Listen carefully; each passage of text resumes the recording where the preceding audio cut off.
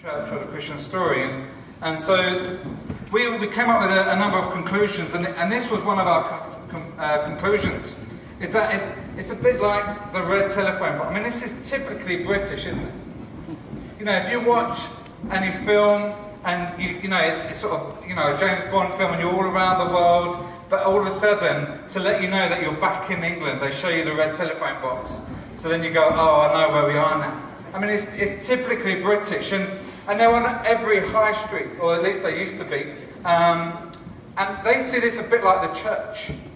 You know, that it's part of our heritage, it's part of our culture, and there's one on every high street, and, you know, we love them, architecturally they're beautiful, you know, and it says something about who we are, but it also says that it's no longer relevant for them. Because when was the last time that you used a red telephone box? Because we have mobile phones. And for them, they kind of go, it's okay, it's not for me, because I'm not religious. So if we said, hey, do you want to come to church? They'll go, no, this is not for me, I'm not religious. But you know, they're not like hostile or anti the church. This is the generation Y. It's just not relevant for them.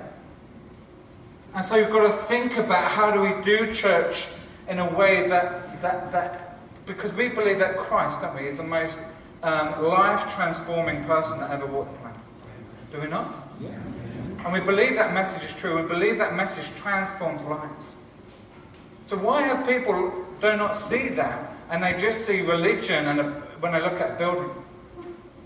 So how do we remove those barriers and enabling them to see the person and the character of Christ? That's the challenge that we have. And I want Jesus to say that people will know that we are his disciples by what? The way that we love one another. But the thing is, we've become so good at loving each other in the church, although sometimes we're not always very good at that either. But how do we get out and love the people in the community where they're at, to remove the barriers? Because if they see church building as like a telephone box that's no longer relevant for them, they're not going to come in. And so sometimes we've got to think creatively about how do we take church out to the people. And this is why we began to think about doing life in a coffee shop. And then we began to ask ourselves questions. But this is what people were concluding. And there's a really great book by Maslow called The Faith of Generation Y. And so, you know, this is the thought that people are not interested, but they're not hostile. They're not anti. And I tend to think that is more the faith of Generation Y. When I talk to people a bit more in their 40s and upwards, I actually find that I'm having a lot more hostile conversations. Because for some of them, they have had an experience of church. Or they had an experience of Christians, whether it's they went to a Catholic school or they went to a Christian school. And they're a bit more hostile. And they talk about, I'm into Buddhism and stuff like that. And you go, okay, tell me about your Buddhism. Well, you know, and it's all fluffy. They don't really know. But what they're trying to say is, I'm spiritually open, but I don't want to subscribe to anything. And the church, they've got some hang-ups about that. But for the faith of Generation Y, the future for the church is great if we begin to learn and engage with where they're at and not trying to bring them into where we're at. You know, I asked the question a bit earlier on of stand up if you're in your 20s. And we kind of sniggered a bit, but because we realised that there's not actually many people in their 20s here. And that's not to criticise the faith here, but we need to start thinking about raising up and discipling people in the 20s. And I know you've got people in your 20s in the church, but still they're considered the dying generation of the church. And so we have to start thinking now about how we engage these people. And that's why we chose a coffee shop. So I'm going to take a break for that. I'll come back to that in a bit more. But we now have the coffee ready. So, guys, why don't you pick up your coffee? Now, one of the things that we want to do at this stage is kind of taste the flavours, okay? So you just take little sips, and almost like you're drinking wine, try and allow it to like, spray over your tongue. Okay, and initially when it's a bit... okay, initially, like, just what you need to do in this is block out everything you think you know about coffee. So immediately you'll be going, it's going to taste bitter because it's coffee and all coffee tastes bitter. But try and taste it, and when it's hot, you should begin to get some earthy flavour. So maybe speak out what you're tasting, and then as it cools down, it should become a bit more acidic, and then you should get some fruity flavours. Should we start with the ones who like coffee? Yeah, I think so. What are you tasting? It's not bitter. Excellent, that's good to hear. It's unlike anything I've tasted before. Okay, even better. Did you hear that? Unlike anything she's ever tasted before. I'm assuming that's a good thing. Yeah, that's good. So hopefully in the beginning you might get more kind of earthy flavours, or maybe not more nutty. Are you getting fruity already? Okay, go on. Yeah, acidic, so that's good. What fruit? Can you describe what fruits you may be getting? Is it more like tomato-y type stuff, or more sweet? Lime. Okay, well there you go, citric, yes, acidic, yeah, that's good. Right, let's go down to the non-coffee tasters. So tell us what you're tasting. Shall I say it tastes like something I've never tasted before? Okay. I'm assuming that's not so much on a good thing, or is it changing your perception of coffee at all, or? No. No, okay. That's fine. It's just black water. Black water, okay. You don't like it? I don't like it. It tastes burnt. They can taste a sort of smoky taste, Yeah. but it tastes like medicine. Okay. Right. So the smoking. Okay. Well, guys, take your coffees with you. Thank you for volunteering. That's if you want to. We tried to convert a few people here today. It failed miserably. But folks, please give it up for our coffee with volunteers.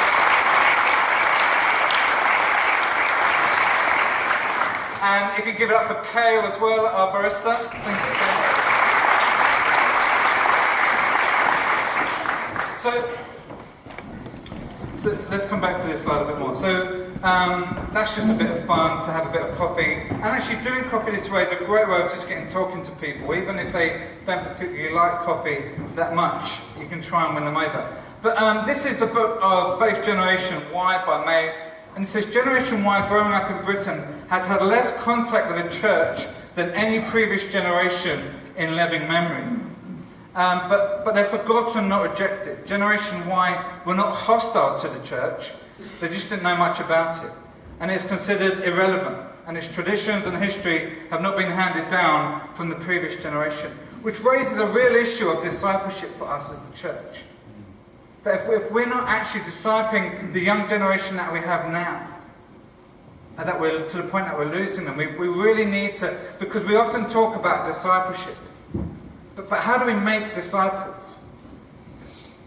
It's interesting, I mean, if we were so good at making disciples, we wouldn't actually be in a place where we are today, would we? But yet, discipleship, like, we throw it around as if we all know what it means and we all know how to do it. But we really need to journey in with this a little bit more and push in about how do we make disciples? Not just how do we try and make converts. And so we're thinking about the faith of Generation Y, and this is what Mayo is saying, is that Faith Generation Y, people born from 1982 onwards, and it says they have their own personal trinity, which is themselves, their family, and their friends. And the way that they formulate their views and their opinions is through their own personal trinity. And that's why Facebook and Twitter and all these different social media forms are so significant. Because people formulate their views and their opinions. So if I have a view or an opinion, I throw it out on Facebook and I throw it out on Twitter, and I'm waiting for how many likes or how many retweets I get. And that tells me whether this is a good thought or not a good thought. Okay? You familiar with this? And then they bounce it around with their friends. So if the church is outside of a person's personal trinity and is trying to communicate in something of truth, that person says, well, who are you? Well, I'm the church.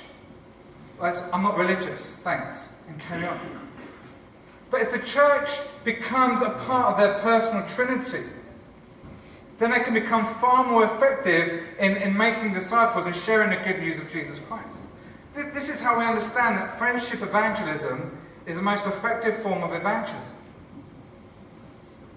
You know, so that's why we've got to think about these things. How do we build relationships? How do we build community? Community is significant for this generation. And there's lacking. There's a real lacking and breakdown of community. Particularly in places like London and probably in places like Aberdeen and Glasgow, where people don't know their neighbour, where they don't engage with a broader community. And so that's really important. And this is why we chose a coffee shop. Because a coffee shop, some of you must have heard this before, about a third space. It's a community space. It's a place where people share life. Your first space is your home. It's where you spend your time. The second space is your workplace. And then the third space is a community place. It's a neutral space. And the other reason why is because actually I like coffee and I love cake. I mean, you may not like coffee, but come on, you've got to love cake. And so we are famed for our cake. And so within setting up a coffee shop, we were saying, hey, we don't want to just do any coffee. We want to be the best. And I think so often I've worked in a church for 10 years and they had the worst coffee ever. Okay, and on a Sunday morning I go to some churches and I visit and they have the worst coffee ever. Okay, and some of you are going, amen, my church does the worst coffee ever. But we say, hey, we want to be the best at everything we do. Because we're setting this up as a business. And this is business as mission. Or in fact, actually I call it business as church. You know, we talked about the separation of the secular and the sacred. That's what we're doing in Kahaila. And for us, if the business fails, the mission fails. Because I don't have a big church saying, Paul, if you can't pay your staff today, don't worry, I'll write you a big check. So we have to set it up in the best and to be the best. So that because then the more people that are coming in and buying coffee and cake, the more people we're engaging with. So we've got to strive for excellence in all that we do. These are the cakes. I'm telling you, these cakes will transform your life. Okay? You've heard the gospel of Jesus. I'm sharing the gospel of cake right now, okay? This cake will transform your life. So come down to London and have some. So amazing coffee, amazing cake, and then we're looking to build community in the cafe. So the idea is at the centre of this community, there's a faith community, building relationships. We often have the phrase, don't we, that church should be a place where people belong regardless of what they believe. Have you heard that? No? Okay. But how is that evident in your church? When actually so much of what we do is centred around faith. That when we come into the church buildings, for many, it's in rows, and there's crosses on the wall, and there's scriptures on the wall, and so much is centred around faith. But how do we actually build community where you can belong regardless of what you believe? And that's why in Kahaila we do music events, poetry evenings, we do origami workshops, we do climbing walls, we don't do climbing wall in the cafe, but we go elsewhere. We have film clubs, we do bring and share supper clubs, so we just invite people from the community. So we will do our Burns night. Do you know about Bobby Burns?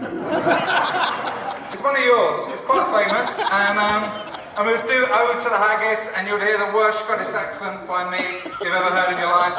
And you know, but it gathers people, and we share life over food, and we have fun.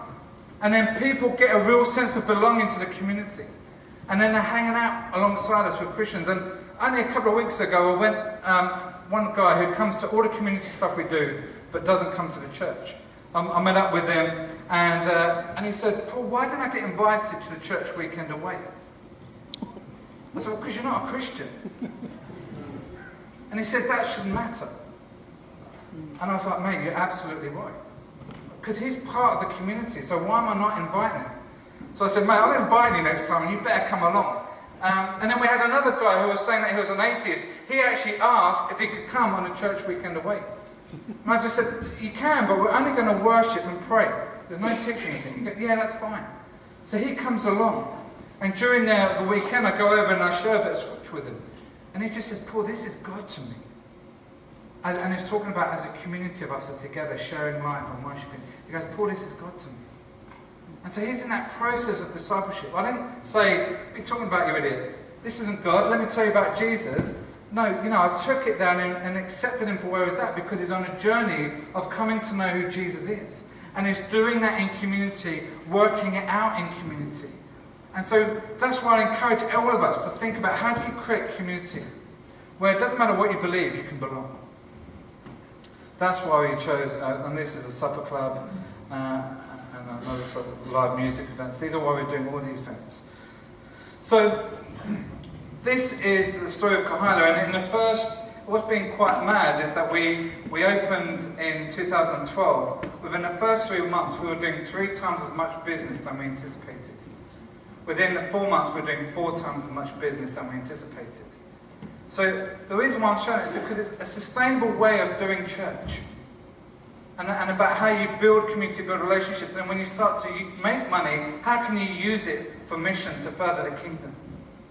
And it's been an amazing journey that God has had us on over the last 3 years. And I'm going to share a little bit more, but I know what you're asking in your mind. You're going, well, tell me about the church. What is church like? I'm just going to show you a video of Kahaila.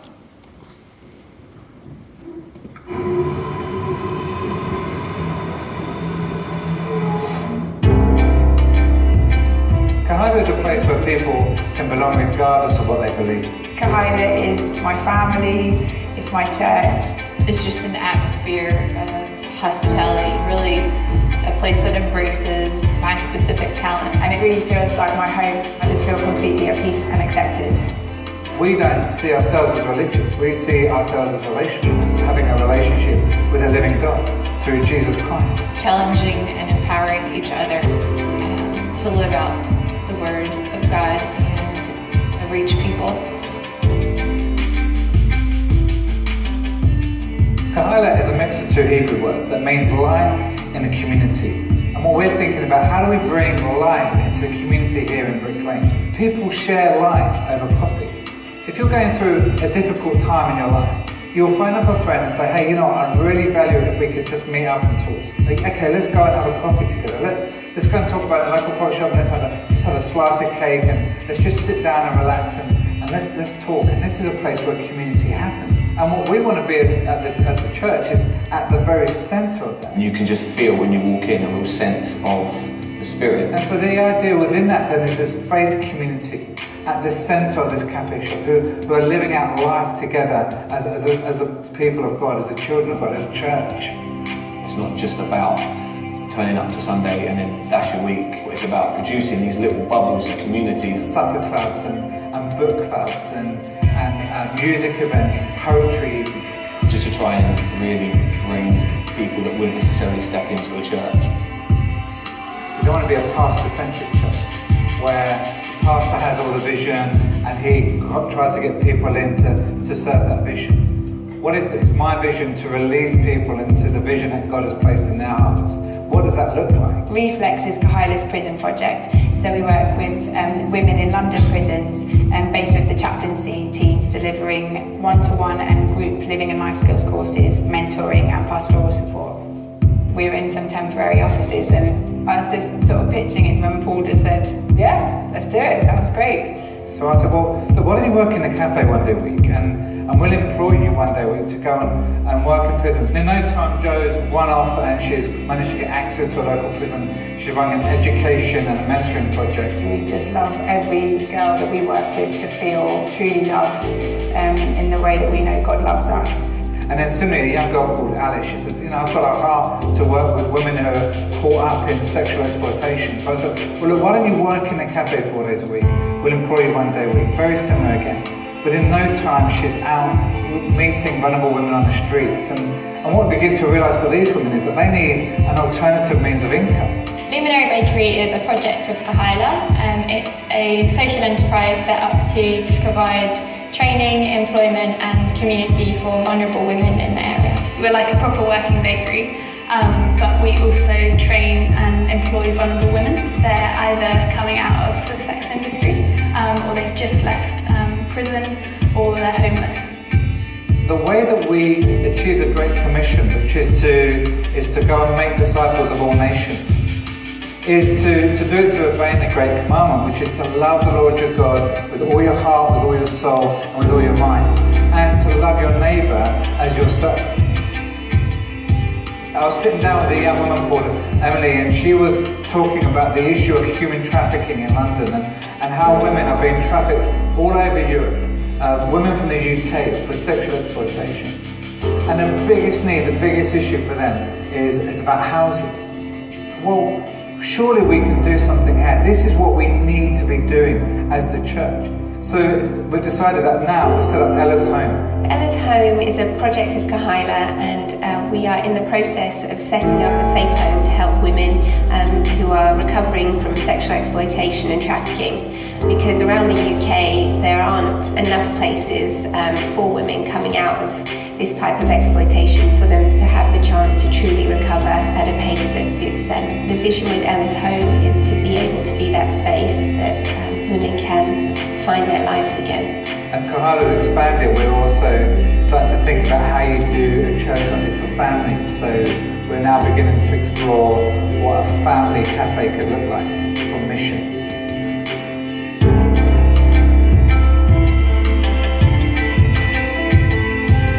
All of these things just kind of grow out of thinking, how do we release people into what God's called them to? And there's many other examples of that. Well, for example, for me, I couldn't find anywhere that would match my baking with my faith to serve and worship through baking. Whereas I think there's a lot of places where it's almost like, we could bake for the youth group, but it was never the main thing. It's about actually everyone. That's why you get a chance to do talks.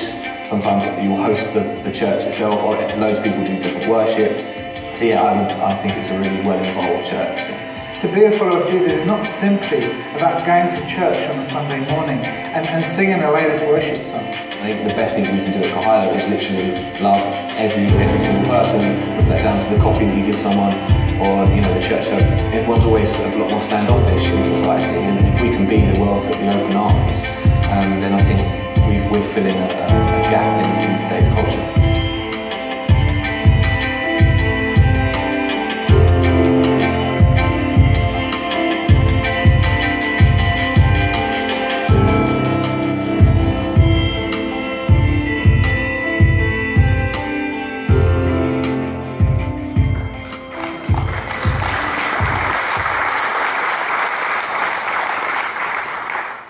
I'm just going to share just a few more points, and then we're going to do a Q&A session. But I think for me, just trying to think about, why do we do church the way that we do, and are there different ways of doing it, and if so, what are those ways? And holding on to the core principles and values of what it means to be the community of God's people, but doing it differently in order that we can reach a completely unchurched generation for Christ. And one of those things is, for me, what's amazing is that so many traditional models of church planting, it's a kind of, the pastor comes with a vision, and it's kind of go, and who do I get to come and serve my vision? And if we're going to do a big church, an amazing church, and this is a very modern way of planting churches across London, is that let's get a worship pastor, let's get a youth pastor, let's get a children's pastor, and let's put it on. But who is that good for? It's good for the Christians. But to think about, how do we take church to the people? Because people walking up and down Brick Lane, they're not asking, well, you know what, Paul, what I'm really looking for is an amazing worship service. So if you've got ones with the smoke machines and the lights, bam, I'm coming to your church. These guys are not interested in that. But what if, and so I use the phrase about pastor-centric, not about my vision, but what if my vision is to release people? And those 3 stories that you heard about is what we did within the first 2 years. And a church only the size of 20 people. And I'm the oldest guy in the church. And so it's not kind of, whoa, look at us, but what I'm trying to do is say, hey, look, we need to start rethinking how we do church. And in doing that, we can begin to plant church in a whole number of different ways. And that you release people within your churches to go and do the God-given dream and desire that God has placed in them. I wonder how many people in your churches had a vision and had a dream from God about to go and do something, but because the church or the pastors didn't get behind them because it didn't fit their vision, that people gave up on it. And yet that was still a God-given vision. One of the things I would encourage you to do as you go back to your churches is begin to get people to speak out the God-given dreams that they have in their hearts. And then to think about how do you release them into that. Because it will begin to transform your communities. It will begin to see a whole new dynamic way of ministry and mission that will take place in your church. If you just empowered them and released them. I'd love to see more of that around the UK. The other thing is just about how do we engage in evangelism. Just quickly, but one of the things we say in Kahaila is have fun. If you love doing something, do it, and then other people will like doing it too. Unless you're really weird. I mean, if you're really weird and you love doing it, other people don't like it, then that's how you know you're weird, and you need to find a way of becoming unweird so that you can relate. If you need help with that, Alan offers a service. I joke.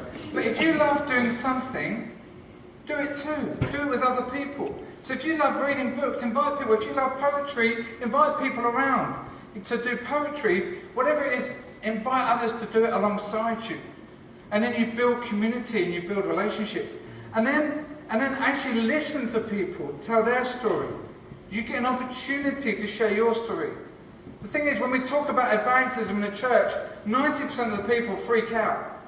Because they think, oh no, I've got to go and have a crowbar, spiritual crowbar conversation. You know, I've got a crowbar in a conversation about Jesus. You know, so you walk down the street and somebody goes, yeah, it's a lovely day today, isn't it? Oh, you don't often get that in Scotland. Oh, it's a rainy day today, isn't it? Yes, but this is the day the Lord has made, and we shall rejoice and be glad in it. You know, let's just be normal. That's pretty miserable. But how are you doing? But how's life? You know, and just talk to people normally. Don't feel like you've got to crowbar in something about Jesus. But as you listen to people, those opportunities will come. And maybe there's a season where we need to start listening people into the kingdom rather than trying to talk them into the kingdom. As we listen to their story, then we can point to where Christ is already at work in their lives, rather than trying to preach them and teach them in. You know, when Jesus called the disciples, he didn't say, hey, guys, do you want to believe in... He didn't invite them to an Alpha course. He didn't say, guys, if you can subscribe to these set of doctrines, we can hang out together. What did he say? Follow me. Let's hang out. Let's live life.